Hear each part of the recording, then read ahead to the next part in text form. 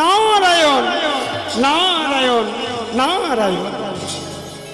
কৈলাস ধামে গিয়ে মহামায়া দেবী দুর্গার কাছে গিয়েছে, মা ও মা, তোমার তো ত্রিনয়নী বলে জগতে সবাই চেনে, সবাই জানে, সবাই ডাকে, তা তোমার তিনটে নয়নের থেকে একটা যদি নয়ন দাও। কেন না, তুমি যাকে বেশি ভালোবাসো ভগবান দ্বারকাধীশ, তার দুটো নয়নের মধ্যে একটা নয়ন নষ্ট হয়ে গেছে, আর ভগবান বলে তুমি যার কাছে যাবে আমি তার সুস্থ মস্তিষ্ক বিকৃতি করে দেবো, সে দেবে না। তুমি যদি তোমার একটা নয়ন দাও। ত্রিনয়নী দেবী দুর্গা বলছে না, ছোট থেকে আমার তিনটি নয়ন, ভুবন ভোলানি রূপ, মোহিনী রূপ, আমি যদি তার থেকে একটা নয়ন তুলে দিই আমার খারাপ দেখাবে। না না না, আমি নয়ন দিতে পারবো। ওমা আমি মামা বলে, তোমার মামা শ্মশানে বসে আছে। আচ্ছা, এত ভালো ভালো জায়গা থাকতে শ্মশানে কেন? বলে তাকে গিয়ে জিজ্ঞাসা করো। সেখানে গিয়েছে, সেখানে গিয়ে দেখছেন যে দেবাদিদেব মহাদেব ধ্যানে মগ্ন হয়ে আছে। মামা, ও মামা, এ কি দেবর্ষি না, কি হেতু আগমন? শ্মশান ধাম, শ্মশানটাকে ধাম বলছেন কেন? আচ্ছা মামা, সব দেবতারা এত ভালো ভালো পোশাক পরে, তুমি বাঘছাল পরে আছো কেন? সব দেবতাদের সিংহাসন আছে, তারা সিংহাসনে কত সুন্দর সুন্দর আসন পাতা আছে, তুমি বাঘের ছালের উপর বসে আছো কেন? বলে নারদ, এই শ্মশানটা এমন জায়গা না, খুব আশ্চর্যকর জায়গা। কেমন মামা? বলে যে চাষ করে কোদাল কুপিয়ে খায়, যে ভিক্ষা করে খায়, সে মারা গেলে চারজনের কাঁধে উঠে এইখানে আসে। আর যে এসি রুমে গাড়ি চড়ে বেড়ায়, রাজপ্রাসাদে ঘুরে বেড়ায়, সেও মারা গেলে চারজনের কাঁধে উঠে এইখানে আসে। বেশ, বাঘ ছাল পড়ে আছো কেন? বলে যতগুলো পশু আছে বাঘের মতো শক্তিশালী পশু আর নেই। বাঘ মারা গেলে তার চর্মটুকু সার হয়ে যায়। আমি জগৎকে জানাতে চাই যে অহংকার করো না। যেদিন ভগবান তোমার শরীর ত্যাগ করবে, সেই দিন তোমার তিনটি ব্যবধান হবে। কি? মারা যাওয়ার পরে পোড়ালে এক মুঠো ছাই, মাটিতে পুঁতে দিলে কৃমিকীট, আর কোন হিংস্র জীবজন্তু ভক্ষণ করলে বিষ্ঠায় পরিণত হবে। আচ্ছা মামা, তোমার সর্বাঙ্গে ছাই লেপন করা আছে কেন? তখন বলছে, মানুষ মারা যাওয়ার পর যারা শ্মশানে আসে তবে সবার ছাই মাখি না। যারা কৃষ্ণ কৃষ্ণ কৃষ্ণ বলে, যারা দিবানিশি গুরুচরণ আশ্রয় করে ভগবানের নাম জপ করে, নাম জপ করতে করতে ভিতরে নামের ধ্বনি হয়, অচৈতন্য হয়ে গেলেও নামের ধ্বনি হয়, মৃত্যুর পরে গোলক বৃন্দাবন ধাম প্রাপ্ত হয়। ইতাই গৌর প্রেমানন্দ হরি হরি বল। তারা যদি দেহ রাখে, তারা চিতা ভস্যে ভস্মীভূত হলে সেই ছাই নিয়ে আমি সর্বাঙ্গে লেপন করি। ঠিক আছে মামা, যা জানার যা বোঝার হয়ে গেছে। এইবার বলো, তোমাকে পঞ্চানন বলে কেন ডাকে জানো না? এক বদনে ভগবানের নাম করলে আমার তৃপ্তি হয় না, তাই পঞ্চবদন করিয়াছি সৃজন। পাঁচটা বদনে তো ভগবানের নাম করতে পারবো। আর শ্মশানে এসে বসে আছি, কেউ কোনো ভাগ্যের ফলে সব দেহ নিয়ে আসে আর বলে, বলো হরি, বলো হরি, বলো হরি। সে হরি নাম তো কানে ঢুকবে, সেই জন্য শ্মশানে। যাক, তোমার পাঁচটা বদন মানে 5 দুগুণে 3 5 15টা নয়ন, তার মধ্যে একটা নয়ন দিতে হবে। কেন? স্বয়ং ভগবানের একটা নয়ন নষ্ট হয়ে গেছে, তাই তুমি তো দিবানিশি ভগবানের নাম করো, তোমার একটা নয়ন দিলে ভগবান তার চক্ষু দ্বারা, তোমার চক্ষু দ্বারা জগৎ দর্শন করবে। বলে হবে না, তার আগে ভগবান মস্তিষ্ক বিকৃতি করে দিয়েছে, হবে না। চারিদিকে ঘুরতে ঘুরতে শিব যখন দিল না, কার্তিকের কাছে গিয়েছে। কার্তিকের কটা চোখ কে বলতে পারে? কার্তিকের সরানন বলে, মানে ছটা বদন। তা 6 দুগুণে 12টা চোখ কার্তিক দিল না, ইন্দ্রের কাছে গেছে। তুমি তো দেবাদিদেব ইন্দ্র, তোমার তো সহস্র লোচন, তোমার শরীরে সর্ব অঙ্গে চোখ। একটা চোখ যদি দাও ভগবানের কাজে লাগাবো, ভগবানের সেবায় লাগাবো, তাহলে হবে, দেওয়া যাবে। সেখান থেকে ঘুরতে ঘুরতে আপনাদের কাছে মর্তধামে এসে গেছে। যখনই মর্তধামে এসেছে, এক ভক্ত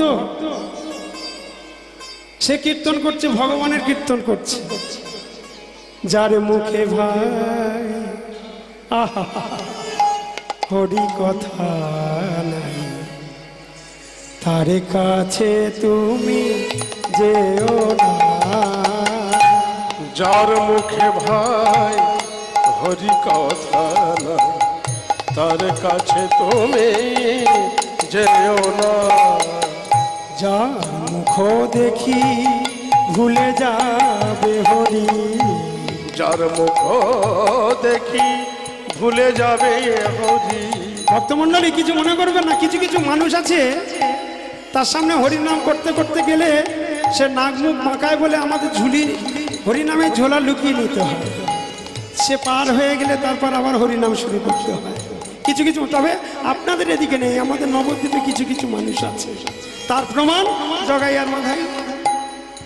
যার মুখ হেরি ভুলে যাবে হরি, যার মুখ দেখি ভুলে যাবে হরি, তার মুখ পানে চেয়েও না। যার মুখে ভাই হরি কথা নাই, তার কাছে তুমি যেও না। যার মুখে ভাই হরি কথা নাই, তার কাছে তুমি যেও না। কদিন রহিবে ভগবাঝে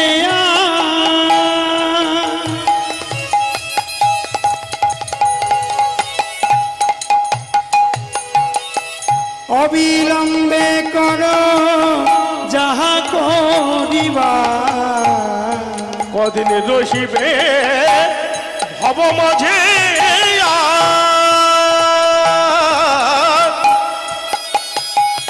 পাগল গৌরীমানন্দ হরি হরি বল হরি বল।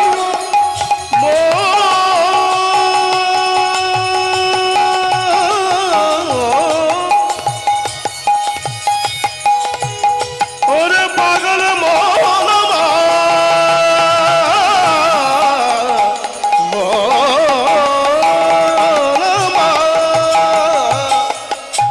কদিন রহিবে ভব মাঝে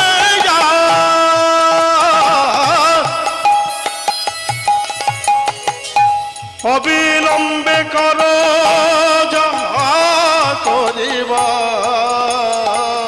ভক্তমণ্ডলী, আমরা সবাই ভাবি এত তাড়াতাড়ি গুরুচরণ আশ্রয় করে ভগবানের সাধন ভজন করব, এত তাড়াতাড়ি মাছ মাংস ছেড়ে দেব। আমরা কোনোদিন অনুধাবন করি না মাংস কথার অর্থ কি। মাং মানে আমাকে, স মানে সে, যে আমাকে খাচ্ছে আমিও তাকে খাই।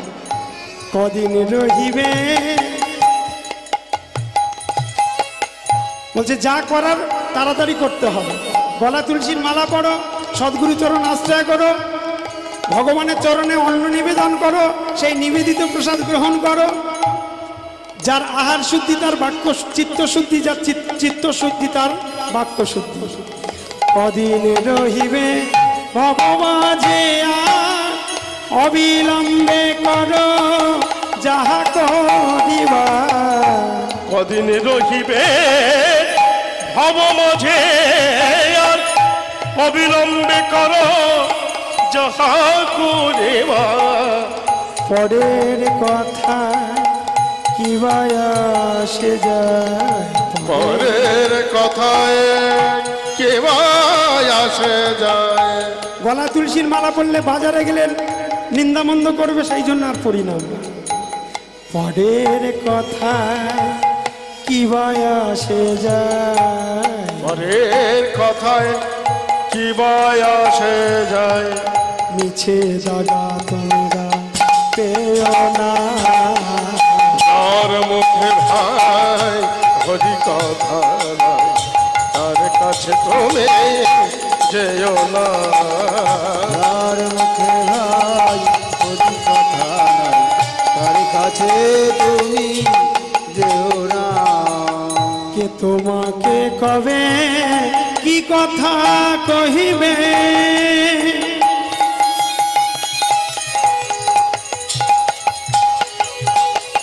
সে কথা ভাবিলে আর কি চলিবে, কে তোমাকে কবে কি কথা কহিবে,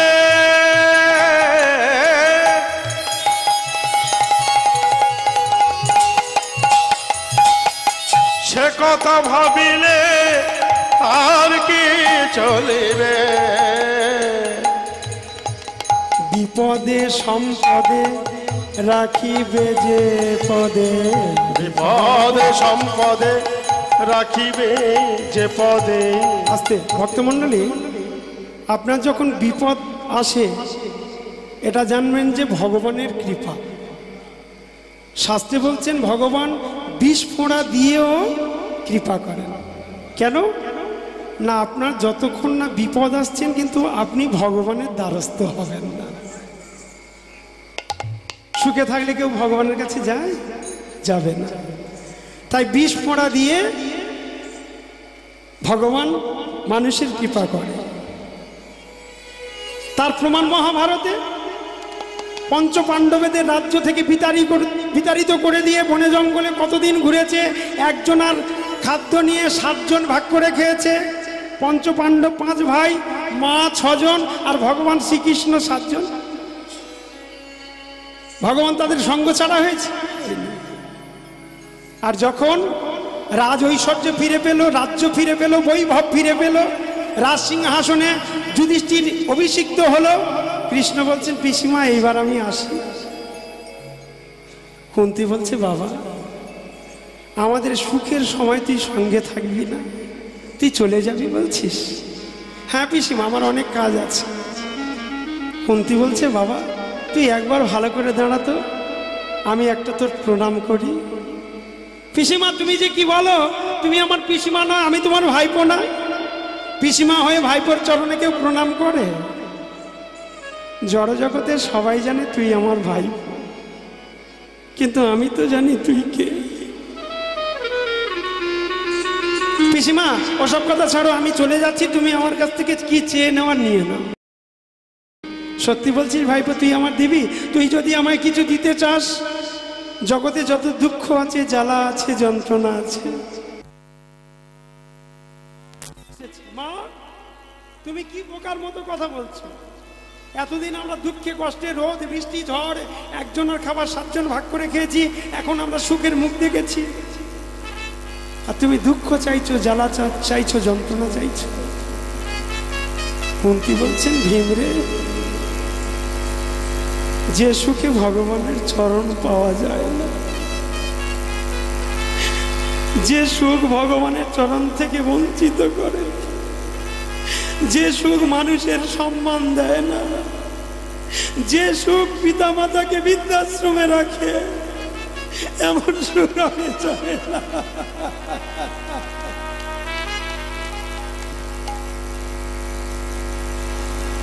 যতদিন আমাদের দুঃখ ছিল কৃষ্ণ সঙ্গে ছিল, তাই তোরা পঞ্চ পাণ্ডব কুরুক্ষেত্রের যুদ্ধে জিততে পেরেছিস, নইলে পারতিস না। যথা ধর্ম তথা জয়, যথা অধর্ম তথা হয় ক্ষয়। নিতাই গৌর প্রেমানন্দে হরি হরি বল।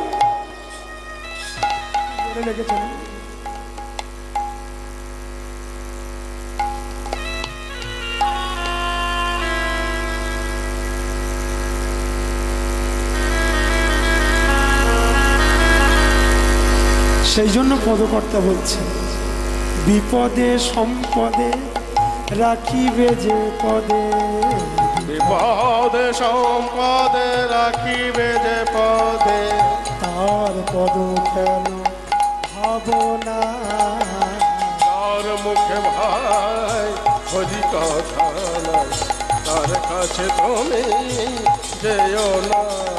যার মুখে ভাই হরি কথা নাই, তার কাছে তুমি যেও না।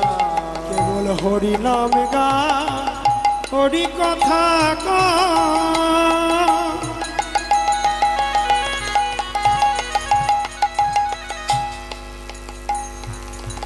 হরি নাম রসে সদা মত হয়। হরি কথা কা, হরি নাম গা,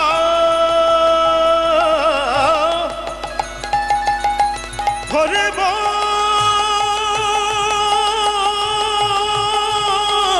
নিতাই গৌর প্রেমানন্দ হরি হরি বল, হরি বল। হরি বল।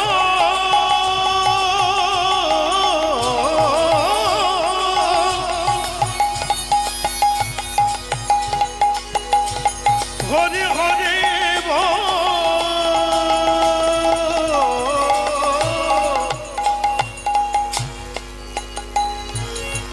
হরি কথা কা, হরি নাম গা,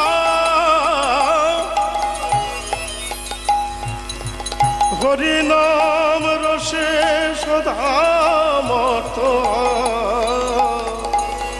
হরি নাম গীতি গাও নীতি নীতি। হরে নাম গেতে গাও নীতি নীতে। ভক্তমণ্ডলী, মায়েরা উঠান ঝাঁট দিতে দিতে হরে কৃষ্ণ মহামন্ত্র নাম করতে করতে ঝাঁট দেবেন। ঘর মুছতে মুছতে হরে কৃষ্ণ হরে কৃষ্ণ, তরকারি রান্না করতে হরে কৃষ্ণ হরে কৃষ্ণ। দেখবেন আপনার জীবন বদলে যাবে, 1 মাস করে দেখবেন। হরি নাম গীতি গাও নীতি নীতি। হরে নাম গেতে গাও নীতি নীতে। অন্য গীতি তোমরা যেও না। যার মুখে ভাই হরি কথা নাই, তার কাছে তুমি যেও না। যার মুখে ভাই হরি কথা নাই, তার কাছে তুমি যেও না। মর্তের মানুষ দেবর্ষি নারদ বলে পাতালে গেলে পেয়ে যাব চক্ষু, কেন অনন্ত নাগ আছে তার সহস্র বদন, যার 1000 বদন তার 2000 নয়ন।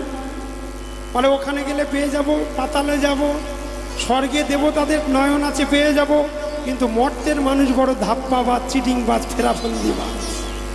এরা বাইরে একরকম কথা বলে, ঘরে এসে আর এক রকম কথা বলে। কারণ মাতৃ জঠরেও কথা দিয়েছিল ভগবানের সঙ্গে, আমাদের পারাপার করে দাও, ওপারে গিয়ে শুধু তোমার নাম করবো আর কারোর নাম করবো। আর এপারে এসে ছোট কিছু বলি কি,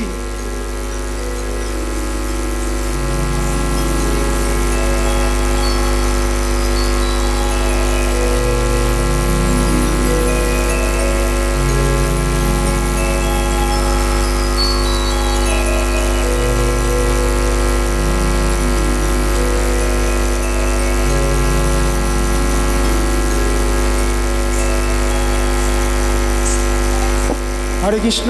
বিশেষ ঘোষণা, নবদ্বীপ থেকে দেবাশিস মহারাজ এসেছেন, তিনি 12টা থেকে কীর্তন করবেন। হ্যান্ডবিলে তো দেওয়া নেই, তা তিনি এসেছেন, তিনি কীর্তন করবেন 12টা থেকে। আমার পরে মনে হয় অন্য কোনো শিল্পী উঠবেন, তারপরে উনি হয়তো উঠবেন। নিতাই গৌর প্রেমানন্দে হরি হরি বল, হরি বল। আপনাদের জন্য প্রসাদ তৈরি আছে, প্রসাদ পাবেন আর বসে বসে হরিনাম শুনবেন। আপনাদের জন্য সুব্যবস্থা, এমন ব্যবস্থা সহজে সব জায়গায় দেখা যায় না। তবে অন্য অন্য জায়গায় দেখেছি প্রসাদ যদি একবার পেটে পড়ে আর হরিবাসরে কেউ থাকে না। আর আপনারা সারাদিন সারা রাত্রি জেগে ভগবানের গুণকীর্তন শ্রবণ করেন, এটা আমাদের পরম পাওয়া। এটা কোটি জন্মের স্বীকৃতি না হলে ভগবানের গুণকথা শ্রবণ করা যায় না, শোনানো যায় না। নিতাই গৌর প্রেমানন্দে হরি হরি বল। তাই আপনারা সবসময় হরিনাম করবেন ভক্তমণ্ডলী। কলিযুগে হরিনাম ব্যতীত উদ্ধারের আর কোনো উপায় নেই। তাই পদকর্তা বলছেন হরিনামে গীতি গাও নীতি নীতি, অন্য গীতি তোমরা গেও না। ঠিক এমতি সময় দেবর্ষি নারদ বলছেন, আহা হা, যে মর্তধামকে আমি তাচ্ছিল্য করি, অপমান করি, জরা মৃত্যু ব্যাধি বলে নিন্দামন্দ করি, সেই মর্তধামে এত সুন্দর ভক্ত আছে। দেবর্ষি নারদ এসে বলছেন, ওহে ভক্ত অশ্বিনী, তুমি কার নাম করতে বলছো? বলে, কেন, ভগবানের নাম। তুমি কি জানো সেই ভগবান বিপদে পড়েছে? মানে না, কি হয়েছে আমার ভগবানের? বলে, তার একটা চক্ষু নষ্ট হয়ে গেছে, তুমি যদি একটা চক্ষু দান করো, সেই চক্ষু দ্বারা তিনি জগৎ দর্শন করবেন। সঙ্গে সঙ্গে এই কথা বলার সঙ্গে সঙ্গে, হরে কৃষ্ণ, সামনে যে কটা বাবা বসে আছেন, আপনাদের চরণ ধরে মিনতি করব, আপনারা একটু সামনের বেঞ্চিতে যারা বসে তারা মন প্রাণ দিয়ে এদিকে না ঘুরে ওদিকে না ঘুরে যদি করেন, তাহলে মনে হয় প্রত্যেক কীর্তনিয়ার কীর্তন করতে সুবিধা হবে।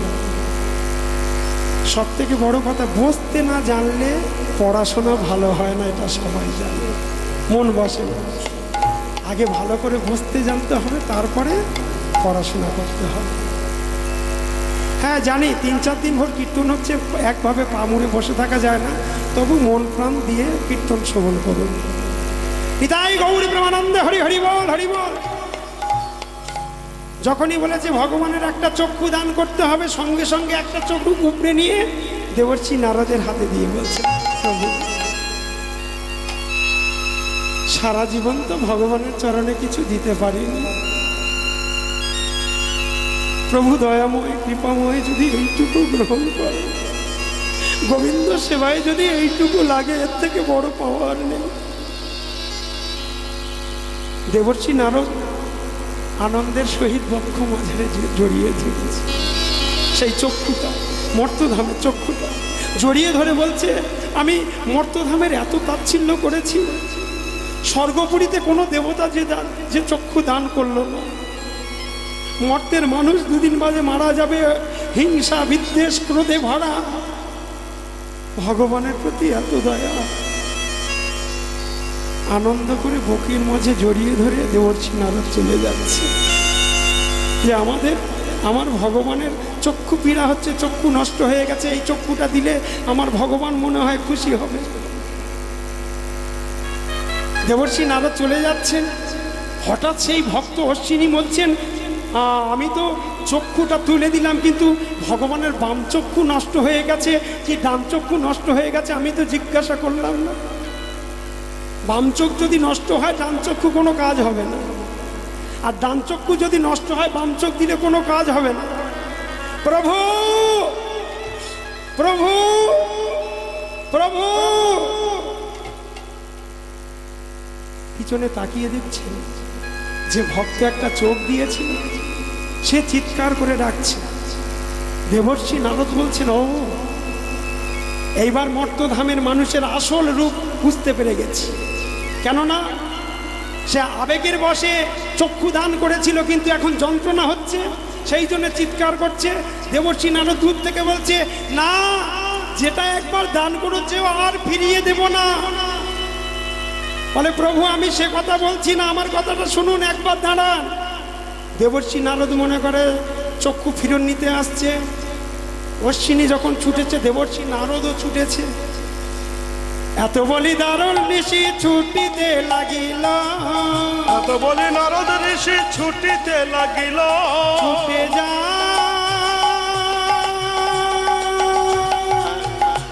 ছুটে যায়,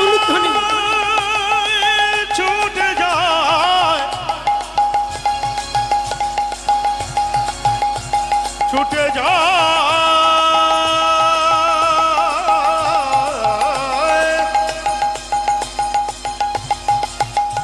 ছুটে যায়।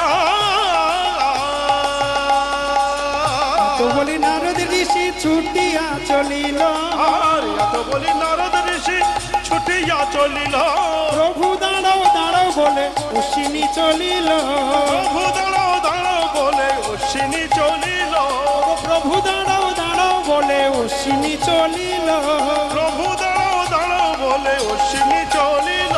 বলে, প্রভু তুমি একবার দাঁড়াও, প্রভু তুমি একবার দাঁড়াও, প্রভু তুমি একবার দাঁড়াও, প্রভু তুমি একবার দাঁড়াও, ওই চরণে মিনতি মিনতি করি প্রভু তুমি একবার দাঁড়াও, তোমার ওই চরণে মিনতি করি প্রভু তুমি একবার দাঁড়াও, হরি হরি হরি বলে ওই চরণে মিনতি গৌর করি, হরি বল। ওই চরণে মিনতি করি, হরি হরি হরি বলে ওই চরণে মিনতি করি, হরি হরি হরি বলে ওই চরণে মিনতি করি, প্রভু তুমি একবার দাঁড়াও, প্রভু তুমি একবার দাঁড়াও।